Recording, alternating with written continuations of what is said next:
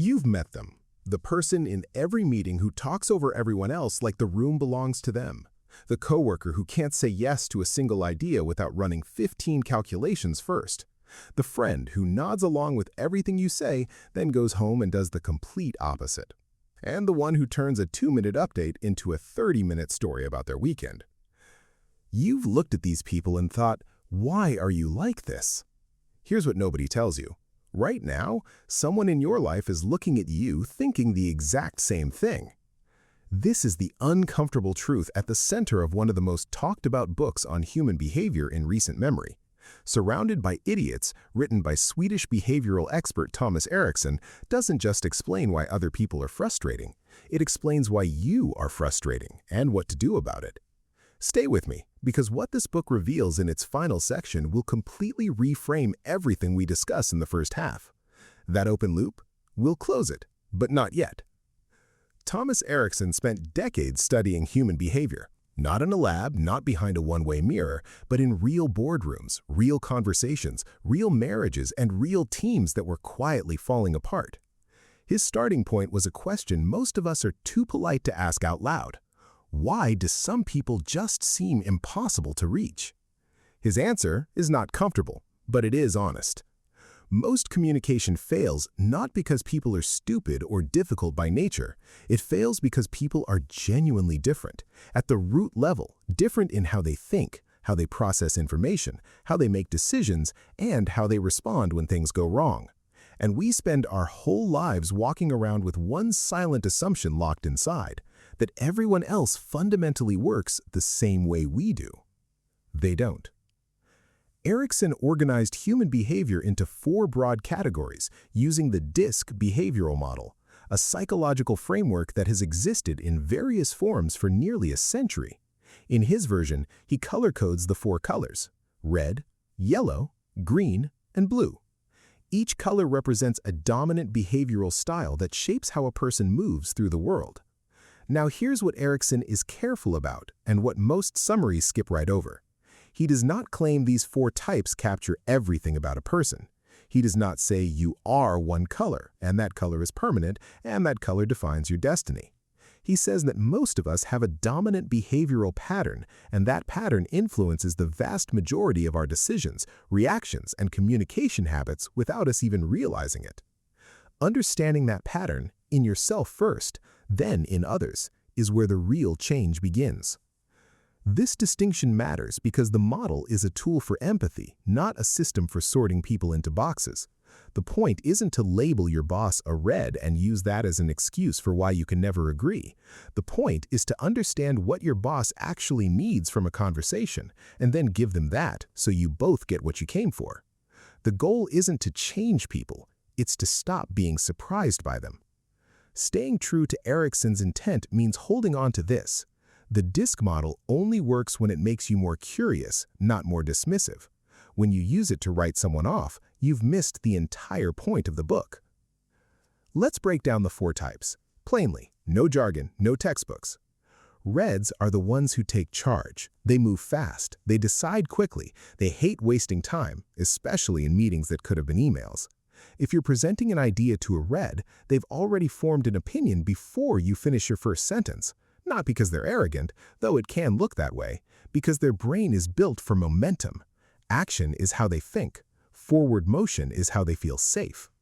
A red doesn't start a planning session by asking how everyone's feeling about the project. They ask what the goal is, who owns what, and when it starts. Reds are natural leaders. They make things happen. They thrive in high-pressure environments where decisions need to be made quickly and someone needs to own the outcome. But here's the catch. Reds can come across as aggressive, blunt, or dismissive, especially to people who need time to process before they respond. And when a red is stressed, that natural directness turns sharp, very sharp. Patience drops, listening drops, speed becomes the only priority. If you've ever felt steamrolled in a conversation, there's a strong chance you are in the path of a stressed red. Yellows are the life of every room they walk into. They're enthusiastic, they're creative, they genuinely love being around people, and they bring energy wherever they go. Where reds see goals, yellows see possibilities. Where reds cut conversations short, yellows extend them, often well past the point of usefulness. If you know someone who pitches 10 new ideas in a single meeting and hasn't finished a project from last quarter, that's probably a yellow. Yellows are the people who make work feel exciting. They inspire, they energize. They're the reason people show up to team events. They're also the reason those events run 2 hours over schedule. The challenge with yellows is follow-through. Their excitement is completely real, in the moment, but it has a short shelf life. Details bore them, structure frustrates them, and when they're under pressure, they get scattered, talking more, finishing less, moving fast in every direction except forward. Greens are the ones holding everything together without anyone noticing. They're patient, they're loyal, they're deeply reliable, and they will go to extraordinary lengths to maintain peace in any relationship or environment. They don't like conflict, they don't like disruption, and they tend to prioritize everyone else's comfort over their own. If you've ever had a coworker who seemed perfectly happy for years, never complained, never pushed back, and then one day quietly handed in their notice without warning, that was almost certainly a green who would hit their limit. Greens are incredible listeners. They're the person everyone seeks out when they need to vent. They remember birthdays. They check in when you're struggling. They're the backbone of every team that actually functions like a team. But their resistance to change can look like stubbornness. Their silence can look like passivity or even indifference. And when they're overwhelmed, they don't explode. They simply disappear into themselves. And because they avoid confrontation so instinctively, the problems they don't talk about have a way of quietly growing into ones they can't fix. Blues are the ones who need to fully understand something before they commit to it. They're methodical, precise, deeply focused on accuracy and process. A blue will not sign off on a plan because someone seems confident about it. They want data. They want logical reasoning. They want to know what happens if it doesn't work. And they want time, real time, to work through all of it. If you've ever tried to rush a blue into a decision and noticed them slow down in response, that wasn't stubbornness. That was self-protection. Their brain needs structure the way a red needs momentum. Remove it, and they don't speed up, they freeze. Blues are exceptional at catching problems before they happen. They're the ones who read the fine print, ask the questions nobody else thought to ask, and prevent the costly mistakes that would have sailed right past everyone else. But they can become paralyzed by their own standards. Perfection is the enemy of progress, and blues don't always know when they've crossed that line. Now here's the detail Erikson is careful to make clear, and it matters. You are not just one color. Most people have a primary behavioral style and one or two secondary influences, and that mix can shift. The same person might show up as a yellow in a social setting and a blue at work.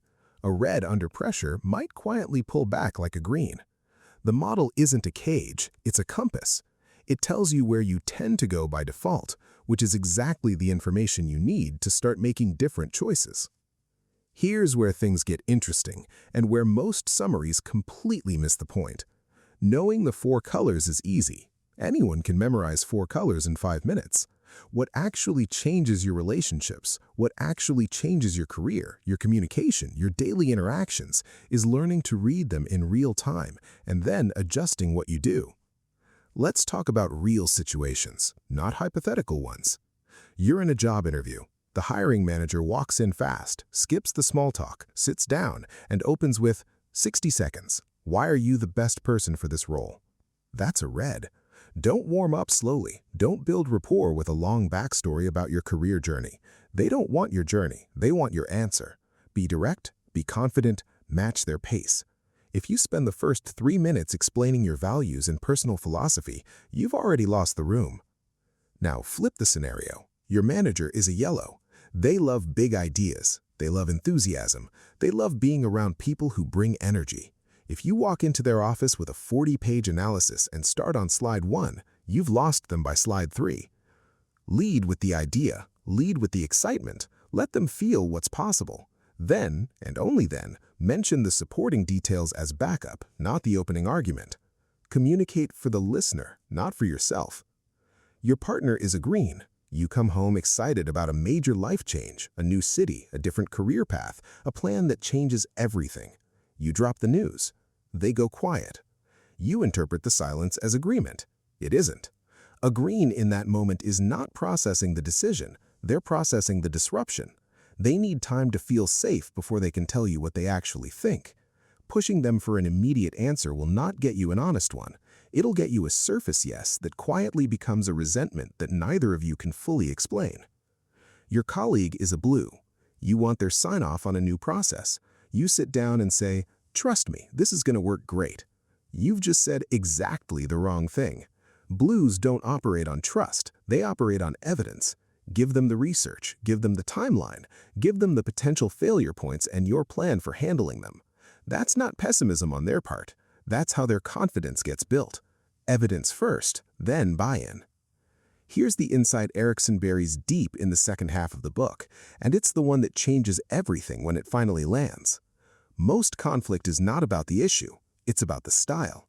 Two people can completely agree on the outcome they want and still destroy a relationship fighting about how to get there. A red wants to move fast, a blue needs to move carefully. Neither is wrong, but without understanding why the other person operates that way, every interaction becomes a battle of wills, and both people leave feeling like the other one just doesn't get it. You can be completely right about the facts and still lose the conversation. This is what makes the DISC model stick, not the colors, the insight underneath them. People are not difficult because they're broken. They're difficult because they're different. And different is not a problem to be solved, it's a reality to be understood. Erikson also pays significant attention to how these types show up in the body, not just in conversation, but in posture, in eye contact, in the way a person takes up space in a room. Reds carry themselves with authority. Their posture says they're in charge even before the first word. Their eye contact is direct, almost a challenge. When they're impatient, you can see it in their jaw, their shoulders, the speed of their movements. Yellows are expressive and animated. Their hands are always part of the conversation. Their face broadcasts exactly what they're feeling. When they're excited, the whole room knows it. When they're bored, that's visible too. They shift, they look around, they start talking about something else. Greens are still. Their body language is open but quiet. They lean in slightly when listening.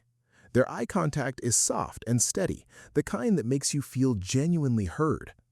But when they feel pressured or unsafe, watch for the arms crossing, the eyes dropping, the posture closing. That's a green pulling back. Blues are precise even in how they move. Controlled gestures, limited expressions. They may cross their arms when thinking, not because they're being defensive, but because they're processing deeply. Their focus is inward. They will break eye contact not because they've lost interest, but because they're working through something internally. Communication begins before you speak. Learning to read these physical signals before the conversation even starts gives you an enormous advantage, not to manipulate, but to connect. Meet a yellow's energy and they open up immediately. Bring calm to a green and they feel safe enough to tell you the truth. Walk into a blue's workspace with organized data and they respect you before your second sentence. Come to a red, clear and confident, and they take you seriously, which is all they ever wanted you for in the first place. So where does this actually apply in the real world? The answer is everywhere. But let's be specific, because specific is where the value lives. In leadership, understanding personality types is not a nice-to-have for a manager. It's the difference between a team that functions and a team that actually thrives. A red leader who is unaware of their own behavioral style will push. They'll push hard, fast, and push without looking back. And they'll genuinely wonder why their team seems checked out. The greens stopped talking weeks ago. The blues are second-guessing every decision. The yellows started sending out their resumes.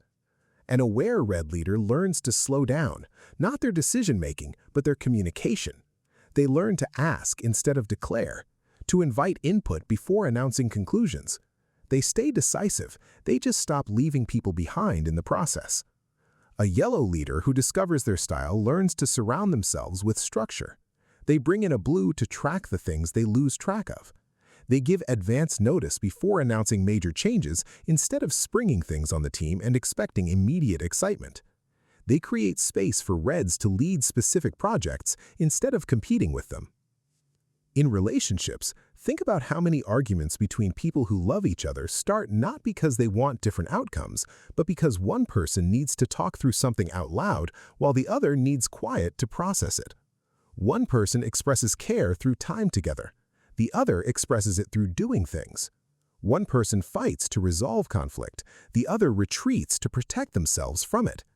Without a framework, those differences feel personal. They feel like rejection.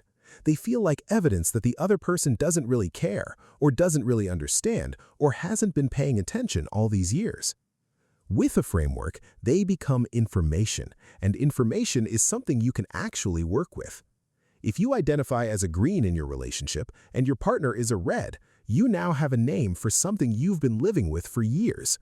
The feeling of being steamrolled by someone who genuinely doesn't realize they're doing it. And your red partner now has a name for something they've been confused by, the silence that isn't agreement. Naming it doesn't fix it overnight, but it removes the most dangerous ingredient from the conflict, the assumption that the other person is being difficult on purpose. Now let's go back to the beginning, the hook, the question. Why do people behave in ways that make no sense to you? Because you're viewing their behavior through your own lens, through your own defaults, through the assumption, usually unconscious, almost always completely sincere, that the way you operate is the standard, and everyone who operates differently is somehow deviating from it. Erikson's book isn't titled Surrounded by Idiots because the people around you are idiots. It's titled that because for a moment, at some point, probably recently, you thought they were. And that moment of frustration is precisely where growth begins. Not the frustration itself, but what you do with it. Whether you use it as confirmation that they're the problem, or as a signal that there's something you haven't understood yet. When you step back from that frustration and ask, why might they be operating this way? Something shifts. You stop managing people and start understanding them. That shift is subtle, it's quiet, but it compounds over time in ways that are anything but quiet. Now here's what most people get wrong when they first encounter this model. They use it as a mirror to explain themselves. I'm a red, that's why I'm so direct. I'm a yellow, I just think bigger than the details. I'm a green, conflict isn't really my thing. That's not self-awareness, that's self-justification dressed up in personality language. The model is designed to make you more adaptable, not more comfortable staying exactly where you are. The red who discovers they're a red should be asking, when does my directness help the room, and when does it shut the room down? The yellow should be asking, what do my patterns of enthusiasm without follow-through actually cost the people who depend on me? The green should be sitting with, what am I not saying, and what has that silence already cost me? The blue should be honest about, am I making decisions, or am I hiding inside my own analysis? Those are harder questions than simply knowing your color, but those are the questions the book is really asking you to sit with.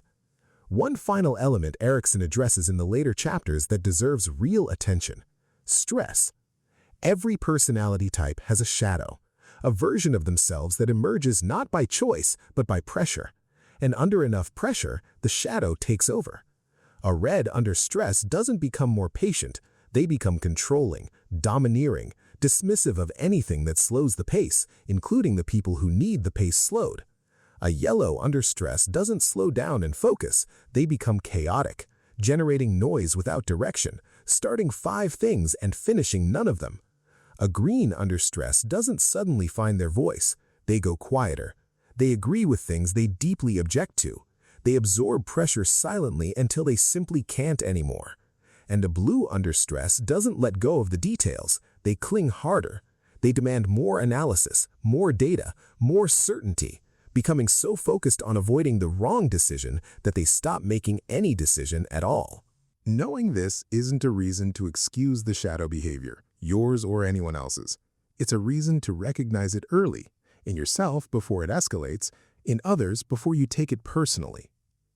When the blue in your life goes cold and hypercritical, they might not be judging you, they might be drowning. When the green stops talking, they might not be fine. They might be the furthest from fine they've ever been, and completely unable to say so. The most generous gift this model gives you is a reason to pause for half a second before you react. Every interaction is a choice: who you show up as, How you adjust, what you bring to the room, that's all in your hands. Understanding the 4 types doesn't remove that responsibility, it sharpens it. Because once you know that a person's behavior makes sense given who they are, and you still choose to communicate in a way that only works for you, that's no longer a misunderstanding, that's just a decision. The book asks you to make better ones. If there's one sentence to carry out of everything Erikson wrote across this entire book, it is this: effective communication is not about what you say, it's about what the other person is actually able to receive. That's the whole book. But knowing it and living it, those are 2 completely different things, and the gap between them is where every meaningful relationship either deepens or quietly falls apart. People who think at this level, who want to understand the why beneath the behavior, not just manage the surface, those are the people this channel is built for.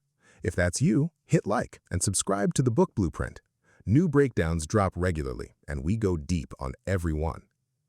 Before you go, remember the very first question? Why are they like this? Here's the answer Thomas Erikson spent an entire career arriving at. Because they're human, and so are you. The only difference, right now, is that you know what to do with that.